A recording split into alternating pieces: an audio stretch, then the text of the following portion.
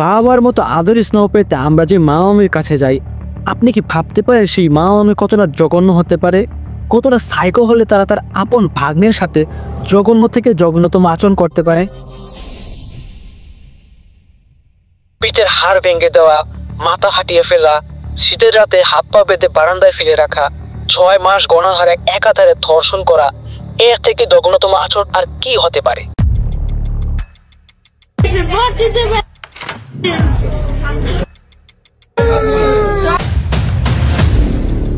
Main ব্যাপারটা হচ্ছে তোমাকে 6 মাস যাবত রেপ করা হয়েছে। আজকে আমি এমন মামাবিদের নিয়ে কথা বলতে চলেছি যাদের ভিকটিম হয়েছিল তার আপন ভাগ্নি রোজিনা। চাঁদপুরের রোজিনা চাঁদপুর জেলার হাইমচর উপজেলার পশ্চিম চৌরাস্তাতে তার সপরিবারে বসবাস করত। আর্থিক অবস্থা অসচ্ছল হওয়ার কারণে তার পড়ালেখা করা হয়ে ওঠেনি। প্রায় 1 বছর আগে এই 14 বছরের মেয়েকে পার্লারে কাজ দিবে বলে তার বাসা থেকে নিয়ে আসা হয়, কিন্তু তাকে পার্লারে না পাঠিয়ে দেওয়া হয় তার আপন মা মামির বাসায়। তারা রোজিনাকে দিয়ে দেওয়া ব্যবসার মতো নানান রকম অপকর্ম করাতো।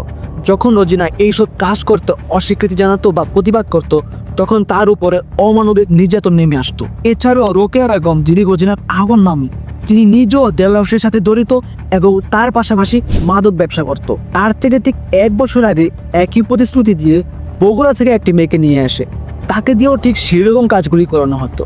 যখন সে এইসব কাজ করতে অস্বীকৃতি জানায়, তখন তাকে নির্মমভাবে হত্যা করে তার লাশ নদীতে ফেলে দেওয়া হয়। যখন তার পরিবার তার সাথে যোগাযোগ করতে চায়, তখন রোজিনাকে দিয়ে তারা কথা বলাতো। রোজিনা যখন বুঝতে পারে তার সাথেও এইরকম কিছু হাত চলেছে, তখন তাকে দেওয়া ব্যবসায় পাঠানো বন্ধ করে দিয়ে আটকে রেখে অমানবিক নির্যাতন করা হতো। রোজিনার ভাষ্যমতে তার উপর বিভিন্নভাবে নির্যাতন করা হতো। তাকে হুইল পাউডারের পানি খাওয়ানো হতো। তার আপন মামা তাকে ধর্ষণ করত। শীতকালে তাকে হাত পা বেঁধে বারান্দায় ফিরিয়ে রাখা হতো। এইসব কাজ করতে যখন সে অস্বীকার করত, তখন তার মাথায় 4 বার কোপ দেওয়া হয়। তাছাড়াও তার পায়ে এবং হাতের আঙুলগুলো থেতলে দেওয়া হয়। এটি ছাড়াও রড এবং খুন্তি গরম করে তার পিঠে ছেঁকা দেওয়া হয়। 6 মার্চ 2025 তখন রোজিনার উপর অমানবিক নির্যাতন চলছিল। তখন রোজিনা তার মা বাসা থেকে বের হয়ে নিচের এক দোকানের কাছে সাহায্য চায়। তার শরীরে অনেক আঘাতের চিহ্ন দেখে দোকানে কিছু বুঝে ওঠার আগে তার চারপাশে অনেক মানুষ জড়ো হয়ে যায় এবং তার মধ্যে কেউ একজন 999-এ কল দেয়। ঘটনাস্থলের কাছেই ছিলেন জাতীয় নাগরিক কমিটির সদস্য মোহাম্মদ মোহসিন আলম। তিনি এই বিষয়টি শুনে দ্রুত থানায় কল দেন। এরপর এসআই নাজমুল ঘটনাস্থলে উপস্থিত হন এবং রোজিনার মামা রুবেল মোল্লা এবং তার মামি রোকেয়া বেগমকে পুলিশ গ্রেপ্তার করেন। এরপর ঘটনাস্থলে প্রায় 300 মানুষ জড়ো হয় আসামিকে মারধর করার জন্য এবং তারা পুলিশের কাছ থেকে আসামিকে ছিনিয়ে আনার চেষ্টা করে।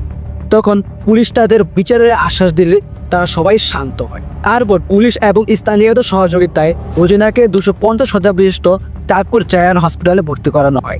7 মার্চ জুমার নামাজ শেষে আমার বন্ধু মোহাম্মদ কামরুল ইসলাম এবং তার এক ছোট ভাই ফাহিম সদর হাসপাতালে যায় এবং রোজিনার জন্য একটি কোলাহল মুক্ত বেডের ব্যবস্থা করে। তবে সেখানে সবথেকে অবাক করার বিষয় হচ্ছে যে তারা সেখানে যাওয়ার আগে কেউ একজন এসে তার স্টেটমেন্ট পরিবর্তন করার চেষ্টা করে এবং অভিযুক্ত রোকেয়া বেগম তাদেরকে প্রলোভন দেখানোর চেষ্টা করে যে তাদেরকে 1 কাঠা জমি দিবে অথবা 10 থেকে 20 লক্ষ টাকা ঘুষ দিবে।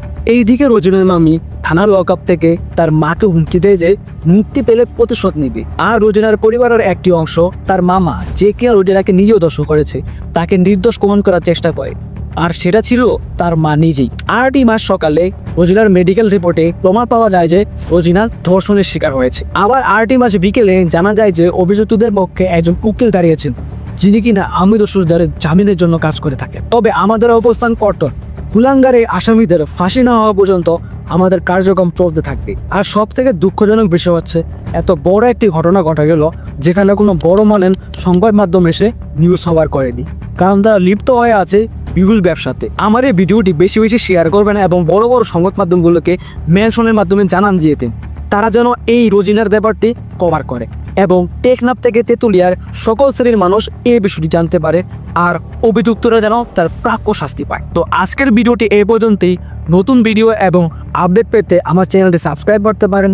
ততক্ষণ পর্যন্ত সবাই ভালো থাকেন, সুস্থ থাকেন। আসসালামু আলাইকুম। ভাই আমি যে সময় আমার কোর্টে উঠাইবো, তারপরে আমার একটা কথা আছে। আমার যেমন তিলে তিলে শেষ করছে, ওরে আমার আবার একটা ফুটা দিবেন, ওরা আমি ফুটা দিয়ে শেষ চাই। তো আমার আত্মা শান্তি পাবো, নাহলে আমার আত্মা শান্তি পাইব না। ইনশাল্লাহ। ইনশাআল্লাহ ইনশাআল্লাহ।